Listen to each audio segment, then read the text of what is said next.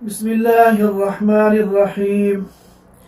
الحمد لله نحمده ونستعينه ونستغفره ونؤمن به ونتوكل عليه ونعوذ بالله من شرور أنفسنا ومن سيئات أعمالنا. من يهده الله فلا مضل له ومن يضلله فلا هادي له.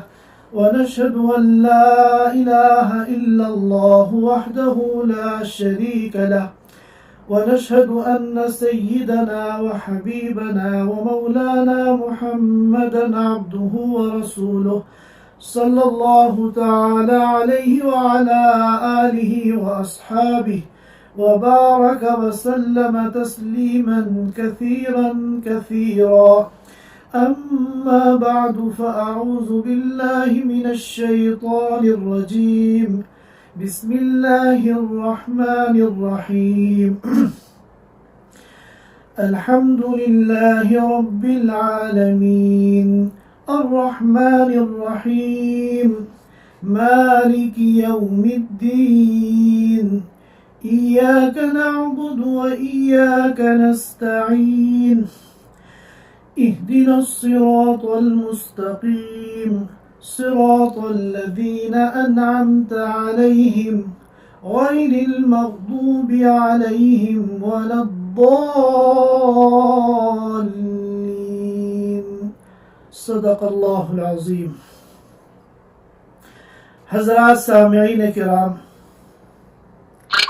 پچھلے ہفتے سے ہم لوگوں نے سورہ فاتحہ کی تفسیر شروع کی ہے، اور پچھلے ہفتے سورۃ الفاتحہ کی پہلی آیت کریمہ الحمدللہ رب العالمین پر ہم لوگوں نے گفتگو کی تھی.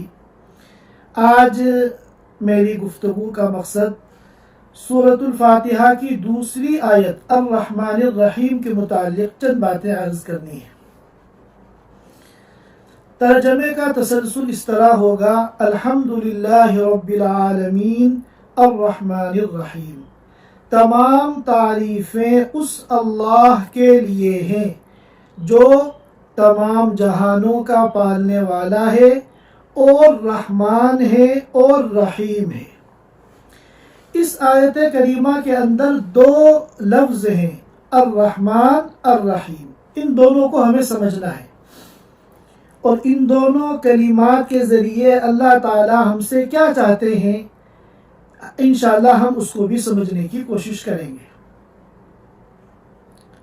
ہم اردو میں ترجمہ کرتے ہیں جو بڑا مہربان اور نہایت رحم کرنے والا ہے. اصل میں الرحمن اور الرحیم عربی زبان میں ان دونوں لفظوں کا جو مفہوم ہے 100% اس مفہوم کی ترجمانی کرنے والا ہماری اردو زبان کے اندر کوئی لفظ نہیں ہے. ہمیں جب ایسا کوئی لفظ نہیں ملتا تو ہم کہہ دیتے ہیں کہ تمام تعریفیں اس اللہ کے لیے ہیں جو تمام جہانوں کا پالنے والا ہے اور بڑا مہربان اور نہایت رحم کرنے والا ہے.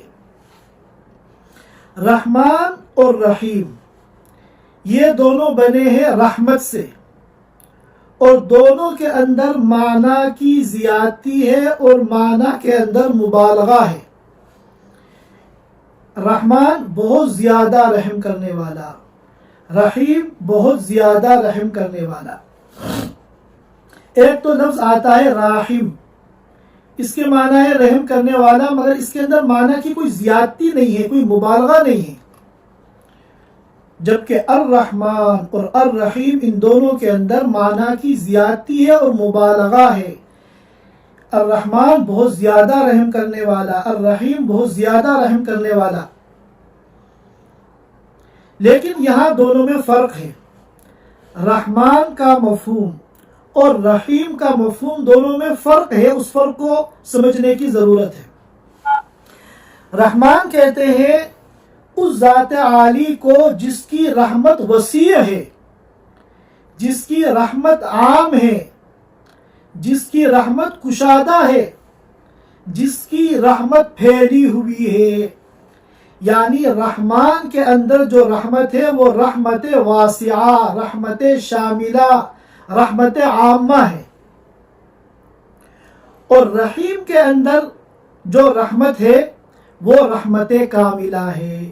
رحیم کہتے ہیں اس ذات عالی کو جس کی رحمت کامل ہے، مکمل ہے۔ ایک ہے کسی چیز کا زیادہ ہونا، پھیلنا، عام ہونا، اور ایک ہوتا ہے کسی چیز کا اعلیٰ ہونا، کامل ہونا، مکمل ہونا۔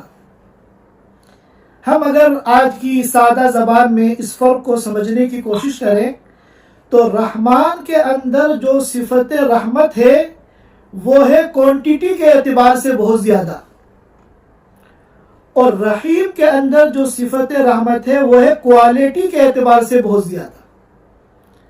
رحمان وہ ذات عالی کے جس کے اندر ایسی صفت ہے جو صفت شاملہ ہے، عامہ ہے، پھیلی ہوئی ہے، اور رحیم وہ ذات عالی کی جس کے اندر رحمت کاملہ ہے، جس کے پاس رحمت مکمل ہے، کامل ہے۔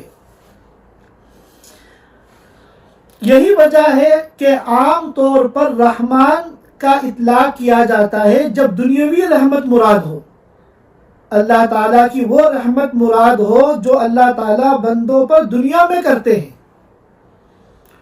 اور رحیم بولا جاتا ہے اس وقت جب اللہ تعالیٰ کی وہ رحمت مراد ہو جو اللہ تعالیٰ آخرت میں کریں گے، جنت میں اپنے نیک بندوں پہ کریں گے۔ یہ عام طور پہ میں نے اس لیے کہا کہ ایسا 100% نہیں ہے، اس کے علاوہ بھی نصوص مبارکہ میں ان دونوں لفظوں کا استعمال آیا ہے، لیکن عام طور پر یہ دونوں میں فرق ہوتا ہے۔ اچھا، دنیا کے اندر اب ہم غور کریں، دنیا میں اللہ تعالیٰ کی جو رحمت ہے وہ رحمت واسعہ ہے، سب کو عام ہے۔ اللہ تعالیٰ کی رحمتیں صرف ایمان والوں ہی پر نہیں ہیں بلکہ کافروں پر بھی ہیں۔ کافروں کو بھی اللہ خوب کھانے کو دے رہا ہے، پینے کو دے رہا ہے، اپنی نعمتیں دے رہا ہے جس سے وہ لوگ صبح شام انجوائے کر رہے ہیں، مزے لے رہے ہیں۔ اور اسی طرح اللہ تعالیٰ دنیا میں جو اللہ کی رحمت ہے وہ صرف نیک لوگوں کے ساتھ نہیں ہے بلکہ گنہگاروں کے ساتھ بھی ہے۔ اللہ تعالیٰ ان کو بھی خوب کھلا رہا ہے، پلا رہا ہے،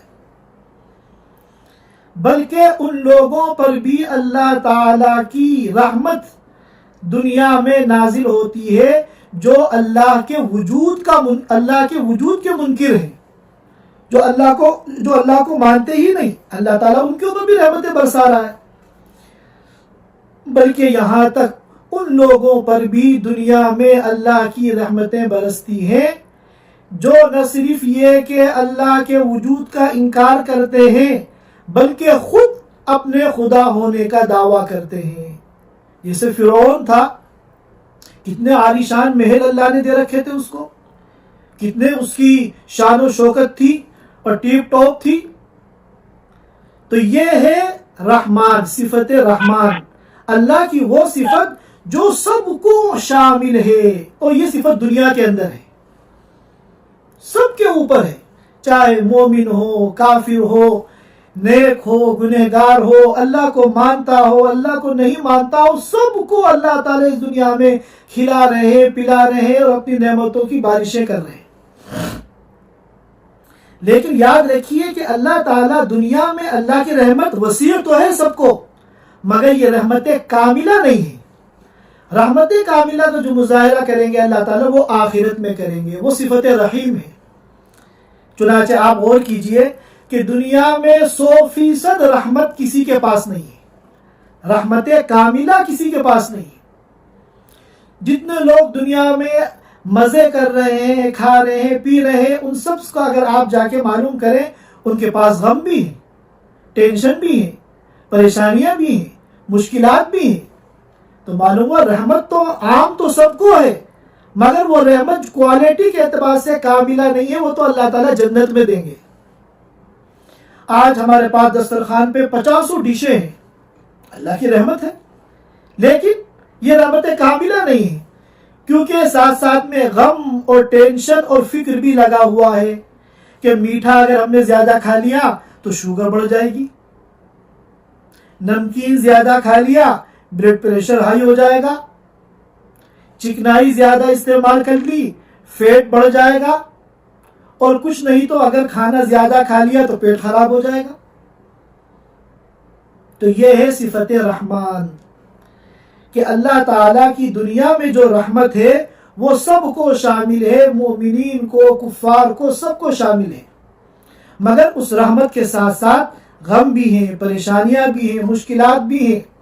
آج آپ پوری دنیا میں ایسے آدمی کو اگر تلاش کر لیں کہ جو سب سے زیادہ خوشحال ہے، سب سے زیادہ اللہ نے اس کو نوازا ہے دنیا کے اعتبار سے، لیکن جب آپ اس سے پوچھیں گے بھائی تمہیں کوئی غم ہے یا کوئی ٹینشن ہے، تو سینکڑوں اپنی پریشانیاں وہ آپ کو گنا دے گا۔ بخلاف جنت کے کہ جنت میں اللہ تعالیٰ کی جو صفت ہے وہ صفت رحیم ہے، کیونکہ وہاں اللہ کی صفت وسیع نہیں ہے۔ جنت میں جو اللہ کی رحمت کے مستحق ہوں گے کون ہوں گے؟ صرف اور صرف ایمان والے، جو کفار ہیں، گنہگار ہیں، وہ وہاں پر اللہ کی رحمت کے مستحق نہیں ہوں گے۔ وہاں رحمتیں شاملہ نہیں ہیں، رحمتیں عامہ نہیں ہیں، وہاں جو رحمت ہے وہ صرف ایمان والوں کے ساتھ ہے، مگر کوالٹی کے اعتبار سے وہ کاملہ ہے۔ جنت میں کوئی غم نہیں ہوگا، وہاں کوئی تکلیف نہیں ہوگی، وہاں کوئی پریشانی نہیں ہوگی۔ کیوں؟ اس لیے کہ وہاں اللہ تعالیٰ اپنی رحمت کاملہ کا مظاہرہ کریں گے۔ آپ وہاں جتنا میٹھا کھا لیں آپ کو شوگر نہیں ہوگی، بلڈ پریشر نہیں ہوگا، فیٹ آپ کا نہیں بڑھے گا۔ جب چاہے، جو چاہے، جتنا جی چاہے آپ جنت میں آپ کھا لیں، آپ کو کوئی پریشانی نہیں ہوگی۔ اور جنت والے جب جنت میں داخل ہو جائیں گے تو پھر اعلان ہوگا لا خوف علیہم ولا هم یحزنون، کہ اب ان کو نہ کوئی ڈر ہے کسی بات کا اور نہ ان کو کوئی غم ہے۔ لا خوف علیہم ولا هم یحزنون، یہ اللہ کی رحمت کاملہ ہے۔ ایک فرق تو رحمان اور رحیم کے درمیان یہ ہے، ایک دوسرا فرق یہاں سمجھنا ضروری ہے۔ دوسرا فرق یہ ہے کہ رحمان جو ہے یہ اللہ کے ساتھ خاص ہے۔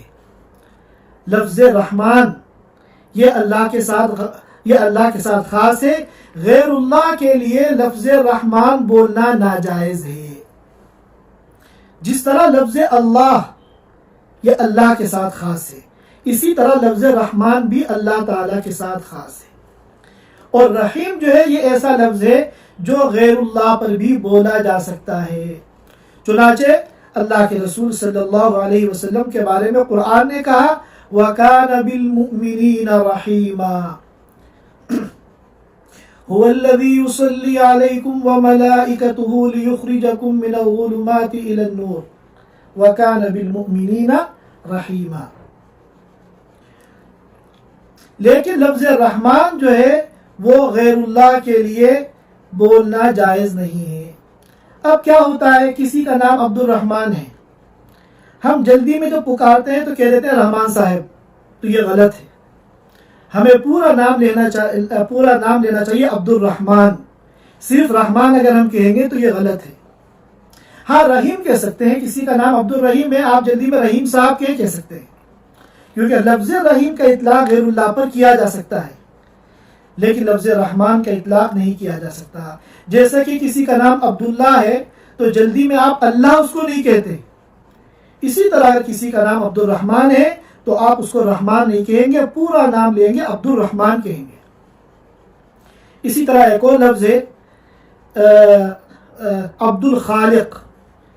اب عبد الخالق اگر کسی کا نام ہے تو ہم اس کو خالق نہیں کہیں گے، کیونکہ خالق صفت خلق یہ ایسی صفت ہے جو اللہ کے ساتھ خاص ہے۔ الا لہ الخلق، قرآن نے کہا سن لو غور سے کہ صفت خلق صرف اور صرف اللہ کے لیے ہے۔ لہذا ہم اگر کسی کا نام عبد الخالق ہے تو جلدی میں اگر اس کو ہم خالق کہیں تو یہ غلط ہے، ہمیں پورا نام لینا ہوگا عبد الخالق۔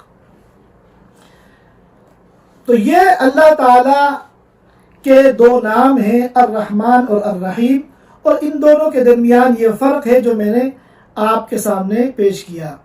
اللہ تعالیٰ کے اندر صفت رحمت ہے، یہ تو بھی آپ کے سامنے بات آ گئی، لیکن یہ بھی یاد رکھنا چاہیے کہ اللہ تعالیٰ کے اندر اللہ کے پاس صفت غضب بھی ہے۔ اللہ تعالیٰ جہاں رحمان ہے، رحیم ہے، عطوف ہے، کریم ہے، وہیں اللہ تعالیٰ جبار بھی ہیں، قہار بھی ہیں، اور پکڑ کرنے والے بھی ہیں، منتقم بھی ہیں، انتقام لینے والے بھی ہیں۔ لیکن اللہ تعالیٰ کی جو صفت رحمت ہے وہ اللہ کی صفت غضب کے اوپر غالب ہے۔ قرآن نے کہا وسعت رحمتی کل شیء، اللہ کی رحمت ہر چیز پر وسیع ہے۔ اور بخاری شریف کے اندر روایت ہے ان رحمتی سبقت غضبی، میرے اندر صفت رحمت بھی ہے اور صفت غضب بھی ہے، لیکن میری جو صفت رحمت ہے وہ صفت غضب پہ غالب ہے۔ اللہ تعالیٰ تو چاہتے ہیں کہ بندوں پر ہمیشہ رحمتیں نازل کریں، لیکن بندہ ہی جب بگڑ جاتا ہے اور سرکشی پر آ جاتا ہے اور نافرمانی پر آ جاتا ہے تو اللہ تعالیٰ کو اس کو ٹھیک کرنے کے لیے اپنی صفت غضب کا مظاہرہ کرنا پڑتا ہے، ورنہ اللہ تعالیٰ کی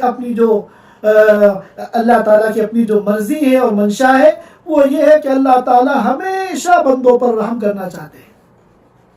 کتنے پیار سے اللہ تعالیٰ نے فرمایا ان رحمتی سبقت غضبی، کہ میری رحمت میرے غصے پر غالب ہے۔ اور قرآن میں فرمایا ما یفعل اللہ بعذابکم ان شکرتم وآمنتم، کہ اگر تم سیدھے سیدھے چلو ایمان کے ساتھ، شکر کے ساتھ، تو تم کو عذاب دے کے اللہ کرے گا کیا؟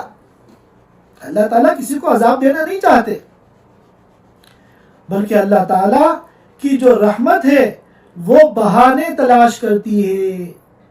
رحمت حق بہانمی جوید، اللہ کی جو رحمت ہے وہ بہانے تلاش کرتی ہے، بہانے سے اللہ تعالیٰ اپنے بندوں کے اوپر رحم فرماتے ہیں۔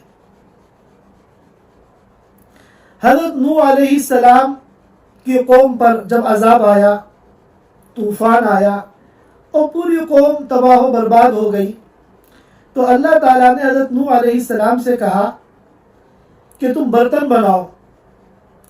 انہوں نے برتن بنانے شروع کیے بڑی محنت سے اور جانفشانی سے، صبح شام، اور کچھ ہی دنوں میں برتنوں کا ایک بہت بڑا ڈھیر لگا دیا۔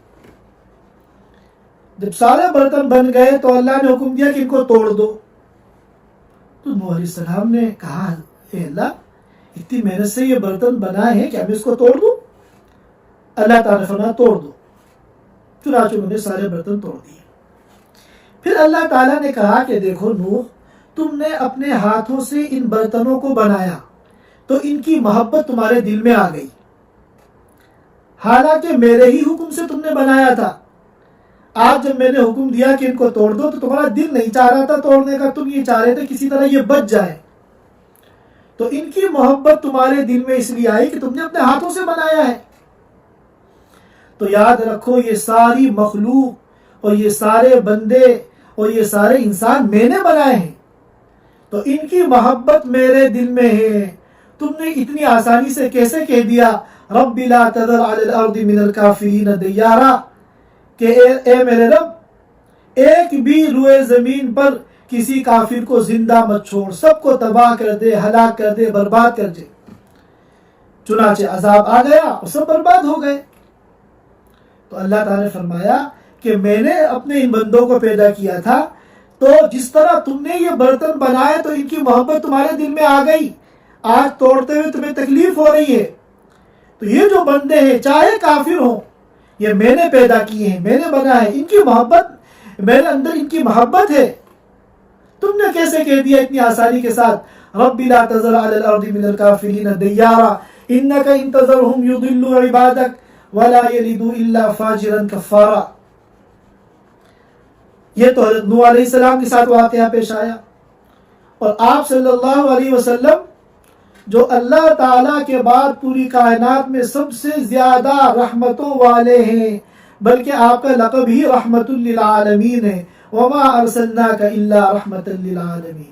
آپ کی قوم نے جب آپ کو تکلیف دی، آپ کے اوپر پتھر برسائے، اینٹیں برسائیں، آپ کو لہو لہان کیا، اور عذاب کے فرشتے آ گئے کہ آپ اگر حکم دیں تو ہم اس قوم کو تباہ کر دیں، لیکن ایک مرتبہ بھی آپ کی زبان سے اپنی قوم کے لیے بد دعا نہیں نکلی۔ آپ نے فرمایا اللہم اہد قومی فإنہم لا یعلمون، اے اللہ میری قوم کو ہدایت عطا فرما دے، یہ نادان ہے، یہ لا علم ہے، ان کو پتہ نہیں ہے۔ لہذا اللہ تعالیٰ کی اس رحمت کو اور صفت رحمان اور صفت رحیم کو ہمیشہ ہمیں اپنے ذہن میں رکھنا چاہیے، اور کبھی بھی اللہ کی رحمت سے مایوس نہیں ہونا چاہیے۔ اللہ کی رحمت تو بہانے تلاش کرتی ہے، ہمارے ذرا سا اللہ کی طرف متوجہ ہونے کی دیر ہے۔ کتنے پیار سے اللہ تعالیٰ نے فرمایا یا عبادی الذین اسرفوا علی انفسہم، اے میرے وہ بندوں جنہوں نے اپنی ذات پر ظلم کیا، بڑے بڑے گناہ کیے، سرکشی کی، گمراہی اختیار کی، لا تقنطوا من رحمت اللہ، کبھی بھی اللہ کی رحمت سے مایوس مت ہونا۔ ان اللہ یغفر الذنوب جمیعا، اللہ تعالیٰ تمام گناہوں کو معاف کر دیں گے۔ ایک مرتبہ اللہ کی طرف متوجہ ہو کے تو دیکھو، اور ایک موقع پہ کتنے پیار سے اللہ فرما رہے ہیں واللہ یرید ان یتوب علیکم، اللہ تو تمہاری توبہ کو قبول کرنا چاہتے ہیں۔ اور ایک موقع پہ فرماتے ہیں الا الذین تابوا واصلحوا وبینوا فاولئک اتوب علیہم، کتنے گناہ کر لیں لیکن جب وہ میرے بندے توبہ کرتے ہیں اور اپنی اصلاح کر لیتے ہیں فاولئک اتوب علیہم، تو میں ہی ان کی توبہ کو قبول کرتا ہوں، وانا التواب الرحیم۔ اور ایک موقع پہ فرمایا فمن تاب من بعد ظلمه واصلح فان اللہ یتوب علیہ، جو ظلم کرنے کے بعد، گناہوں کے بعد توبہ کر لے اور اصلاح کر لے تو اللہ تعالیٰ اس کی توبہ کو قبول کرتے ہیں۔ اور ایک موقع پہ فرمایا افلا یتوبون الی اللہ ویستغفرون، کہ یہ لوگ اللہ کی طرف رجوع کیوں نہیں کرتے، کیوں نہیں اللہ سے توبہ کر لیتے، کیوں نہیں استغفار کر لیتے؟ اللہ تو غفور الرحیم ہے، اللہ تو مغفرت کے بہانے تلاش کرتا ہے۔ اور ایک موقع پہ فرمایا وَتُوبُوا إِلَى اللَّهِ جَمِيعًا، اے بندو تم سب اللہ کی طرف رجوع کر لو، اللہ سے توبہ کر لو تاکہ تم کامیاب ہو جاؤ۔ اور ایک موقع پہ فرمایا وَهُوَ الَّذِي يَقْبَلُ التَّوْبَةَ عَنْ عِبَادِهِ وَيَعْفُو عَنِ السَّيِّئَاتِ، اللہ ہی وہ ذات عالی ہے جو بندوں کی توبہ کو قبول کرتے ہیں اور بندوں کے گناہوں کو معاف کرتے ہیں۔ امام بخاری نے ایک واقعہ نقل کیا ہے بنو اسرائیل کے ایک شخص کا، بڑا گنہگار، بڑا ظالم، بڑا سرکش، حقوق العباد کی لائن کے جو اس کے گناہ تھے وہ تو اپنی جگہ ہیں، حقوق اللہ کی لائن کے جو گناہ تھے وہ تو اپنی جگہ ہیں، حقوق العباد کی لائن کے اتنے گناہ تھے کہ اس نے اپنی زندگی میں ناحق ظلمن 99 قتل کیے تھے، 99 مرڈر اس نے کر رکھے تھے۔ کتنا بڑا ظالم ہوگا۔ 99 قتل کرنے کے بعد اس کے دل میں آیا کہ میں توبہ کروں۔ لوگوں سے پوچھا کہ بھائی کسی بڑے عالم کا پتہ بتاؤ تاکہ میں اس سے معلوم کروں کہ میری توبہ کا کوئی امکان ہے یا نہیں، اور اگر ہے تو اس کی کیا شکل ہے۔ لوگوں نے ایک راہب کا پتہ بتا دیا۔ راہب کہتے ہیں عیسائی مذہب کے اندر جو کیا کہتے ہیں عبادت گزار ہوتے ہیں، عابد ہوتے ہیں۔ یہ اس راہب کے پاس گیا، عابد کے پاس، اور یہ کہا کہ میں نے 99 قتل کیے ہیں، کیا میرے لیے توبہ کی کوئی شکل ہے، کوئی راستہ ہے؟ تو وہ عابد عالم تو تھا نہیں، 99 قتل کا نام سن کے تو اس کی تو حالت خراب ہو گئی۔ اس نے کہا تمہیں شرم نہیں آتی؟ 99 قتل کر کے ابھی بھی تم توبہ کی امید لگائے ہوئے ہو، تمہاری توبہ کا اب کوئی راستہ نہیں ہے۔ چنانچہ اس نے تلوار نکالی اور اس راہب کی گردن بھی مار دی، سینچری پوری کر لی، 100 قتل ہو گئے۔ مگر پھر اس کے دل میں خیال آیا کہ میں توبہ کروں۔ پھر لوگوں سے پوچھا کہ کسی بڑے عالم کا پتہ بتاؤ، تو اب لوگوں نے جو پتہ بتایا وہ ایک بڑے عالم کا پتہ بتایا۔ یہ اس عالم کے پاس گیا اور اس سے کہا کہ میں نے 100 قتل کیے ہیں، کیا میری توبہ کا کوئی امکان ہے؟ ان عالم نے کہا کیوں نہیں، تمہاری اور تمہاری توبہ کے درمیان کیا رکاوٹ ہے؟ کوئی رکاوٹ نہیں ہے، بس یہ کہ تم ایک کام کرو، یہ جس بستی میں تم رہتے ہو یہ گنہگاروں کی بستی ہے، اس بستی کو چھوڑو، گناہ کے ماحول سے نکلو، اور فلاں بستی جو اللہ کے نیک بندوں کی بستی ہے، عبادت گزار لوگوں کی بستی ہے، وہاں جا کے رہو اور مابقیہ زندگی وہاں ان کے ساتھ اللہ کی عبادت میں گزارو۔ چنانچہ اس کے دل میں توبہ کی جو طلب تھی وہ سچی تھی، یہ اپنا اس بستی کے لیے نکلا، اور اللہ کا کرنا کہ راستے میں اس کے انتقال کا وقت آ گیا، اور وہ یہ راستے میں جو ہے انتقال ہو گیا اس کا۔ اب جب اس کا انتقال ہوا اور اس کی روح نکلی تو رحمت کے فرشتے بھی آگے اس کو لے جانے کے لیے، اور عذاب کے فرشتے بھی آگے لے جانے کے لیے، اور دونوں میں اختلاف ہو گیا۔ عذاب کے فرشتوں نے کہا کہ بھائی اس کو ہم لے کے جائیں گے، کیونکہ پوری زندگی اس کے گناہوں میں ڈوبی ہوئی ہے اور کوئی اس نے نیک عمل نہیں کیا۔ رحمت کے فرشتوں نے کہا کہ وہ بات تو ٹھیک ہے، لیکن ابھی یہ سچے دل سے توبہ کر چکا تھا، لہذا اب ہم اس کو لے کے جائیں گے۔ جب دونوں کے درمیان اختلاف ہوا اور مسئلہ حل نہیں ہوا تو اللہ تعالیٰ نے ایک تیسرا فرشتہ بھیجا دونوں کے درمیان فیصلہ کرنے کے لیے۔ تیسرے فرشتے نے دونوں کی بات سن کے فیصلہ کیا کہ جس جگہ اس کا انتقال ہوا ہے اس جگہ سے دونوں بستیوں کی زمین کو ناپا جائے، اگر گنہگاروں کی بستی قریب ہے تو اس کا حشر گنہگاروں کے ساتھ ہوگا اور عذاب والے فرشتے اس کو لے کے جائیں گے، اور اگر نیک لوگوں کی بستی کی زیادہ قریب ہے یہ جگہ تو اس کا حشر نیک لوگوں کے ساتھ ہوگا اور رحمت کے فرشتے اس کو لے کے جائیں گے۔ چنانچہ جب دونوں طرف کی زمین کو ناپا گیا تو نیک لوگوں کی جو بستی تھی یہ اس کے زیادہ قریب تھا ایک بالش کے بقدر یہ اس بستی کے زیادہ قریب تھا۔ چنانچہ رحمت کے فرشتوں کو حکم دیا گیا کہ تم اس کو لے کر جاؤ۔ اور بعض روایتوں میں آتا ہے کہ اللہ تعالی نے حکم دیا گنہگاروں کی بستی کی طرف، جو گنہگاروں کی جو بستی تھی اس کو حکم دیا کہ تو دور ہو جا، اور نیک لوگوں کی جو بستی تھی اس کو حکم دیا کہ تو قریب ہو جا۔ تو اللہ کے حکم سے وہ زمین سکڑ گئی اور یہ زمین قریب اور یہ بستی قریب ہو گئی اور گنہگاروں کی بستی دور ہو گئی۔ چنانچہ جب ناپا گیا تو یہ ایک بالی زیادہ قریب نکلی۔ تو اب اللہ تعالیٰ کی آپ رحمت کو دیکھیں، رحمت حق بہا نمی جویت، کہ اللہ تعالیٰ ایک ایسا بندہ جس نے 100 قتل کیے ہیں، اللہ تعالیٰ کس طرح بہانے سے اس کی مغفرت کر کے اس کو جنت میں پہنچانا چاہتے ہیں۔ لہذا ہم سب کو چاہیے کہ اولاً تو ہم گناہوں سے بچنے کی کوشش کریں، اور اگر ہم سے گناہ ہو جائے تو ہم اللہ تعالیٰ سے رجوع کریں، اللہ تعالیٰ کی طرف متوجہ ہوں، توبہ کریں، استغفار کریں، اور اللہ تعالیٰ سے اپنے تعلق کو مضبوط کریں۔ دو بات۔ تیسری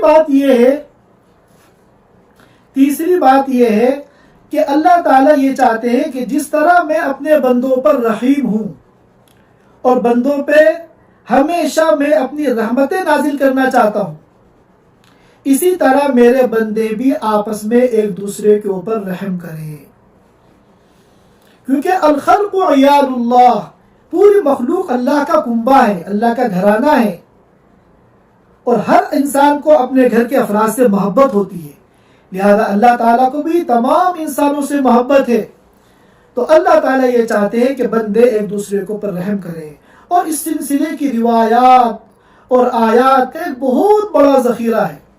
بخاری میں روایت ہے کہ جو من ستر مسلمن سترہ اللہ یوم القیامہ، کہ جو کسی مسلمان کے عیب کو چھپائے گا، اس عیب کو ظاہر کر کے اس کو بدنام اور ذلیل نہیں کرے گا، تو قیامت کے دن اللہ تعالیٰ اس کے عیبوں کو چھپائیں گے۔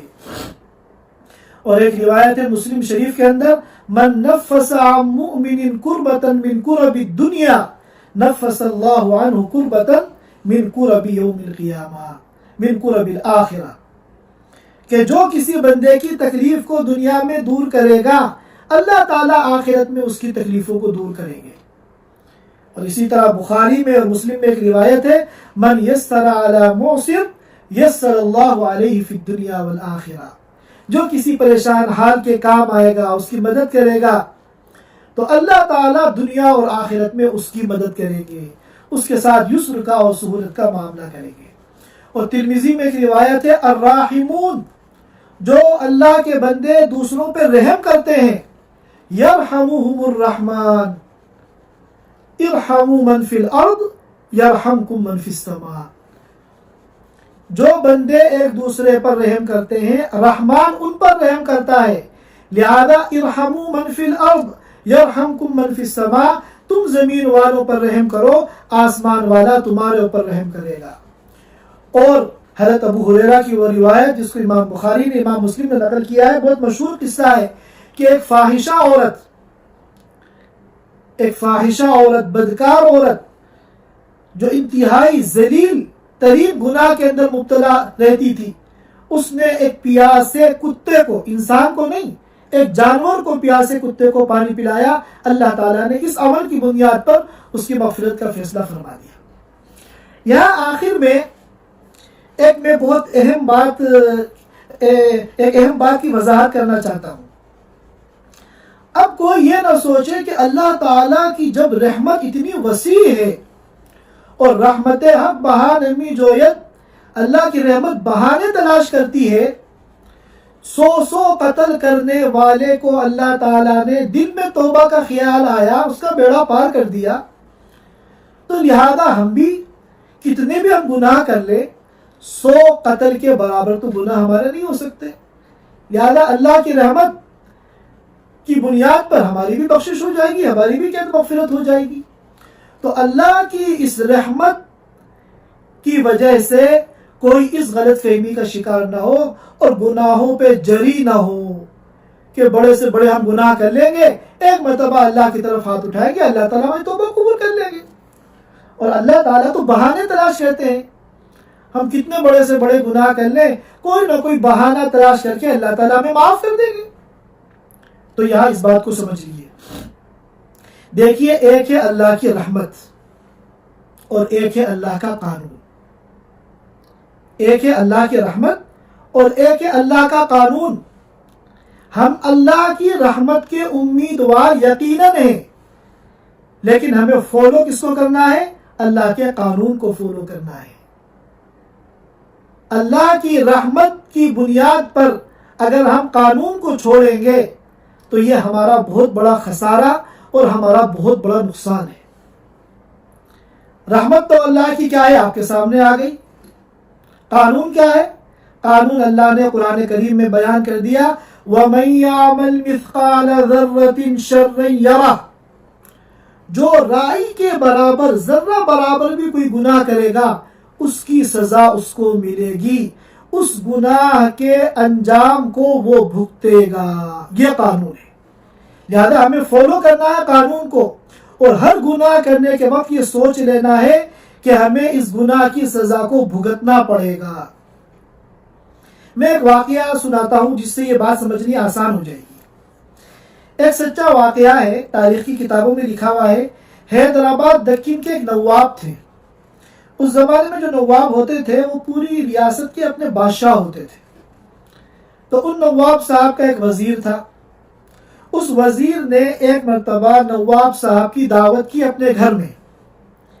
نواب صاحب وہاں تشریف لائے۔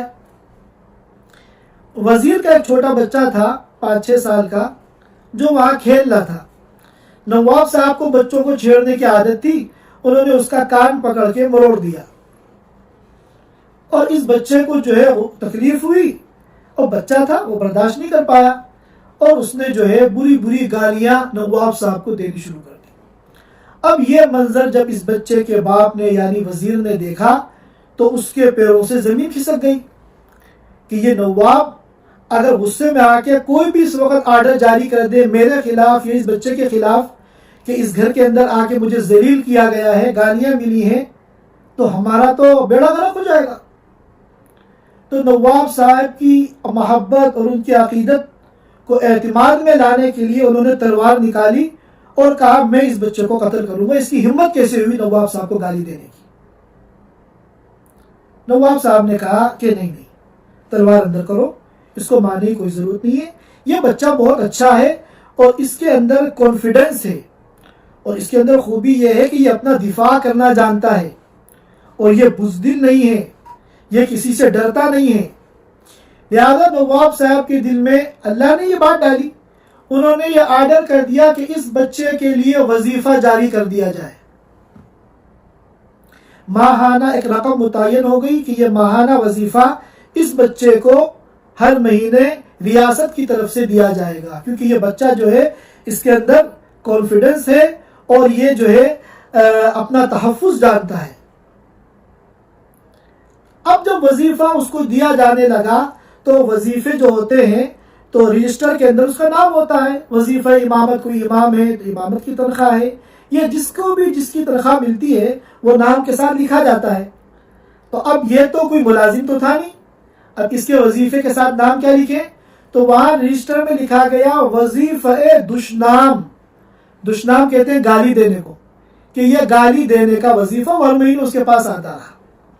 تو اب دیکھیے، ایک تو ہے قانون کہ کسی کو برا بلا کہنا یہ نقصان دہ ثابت ہو سکتا ہے، اور کسی بادشاہ کو، نواب کو، بڑے کو اگر گالی دی تو قانون یہ ہے بڑی سے بڑی مشکلات کا سامنا کرنا پڑ سکتا ہے. اور نواب صاحب نے گالی دینے کے باوجود اس کے ساتھ جو یہ معاملہ کیا یہ ایک رحم تھا. اب اللہ بتائیے کوئی ایسا دنیا میں ہوگا بیوقوف یا اس وقت وہاں موجود لوگوں میں کہ اس بچے کو گالی دینے کی وجہ سے وظیفہ جاری ہو گیا، لہذا میں بھی آج نواب صاحب کو خوب گالیاں دوں گا.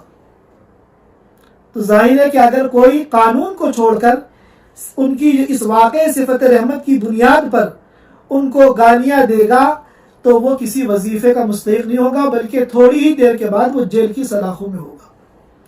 تو اسی طرح ایک اللہ کی رحمت ہے اور ایک اللہ کا قانون ہے. ہمیں فالو کرنا ہے قانون کو اور امیدوار ہمیشہ رہنا ہے اللہ کی رحمت کا. تو تین باتیں اس آیت کریمہ میں ہیں. الرحمن الرحیم، ایک تو اللہ کی صفت رحمت. الرحمن الرحیم میں جو صفت شاملہ ہے اور کیا کہتے ہیں لفظ رحیم کے اندر صفت کاملہ ہے، اس کو سمجھنا ہے. اور پھر دوسری بات یہ ہے کہ اللہ کی رحمت سے کبھی مایوس نہیں ہونا ہے. جب بھی ہم سے توبہ کیا کہ گناہ ہو جائے اللہ تعالیٰ سے توبہ کرنی ہے. اور تیسری بات یہ ہے کہ جس طرح اللہ تعالیٰ اپنے بندوں پر رحم فرماتے ہیں، اللہ تعالیٰ اپنے بندوں سے بھی چاہتے ہیں کہ میرے بندے دوسروں پہ رحم کریں. اللہ تعالیٰ ہم سب کو کہنے سننے سے زیادہ عمل کی توفیق عطا فرمائے. وآخر دعوانا ان الحمد للہ رب العالمین.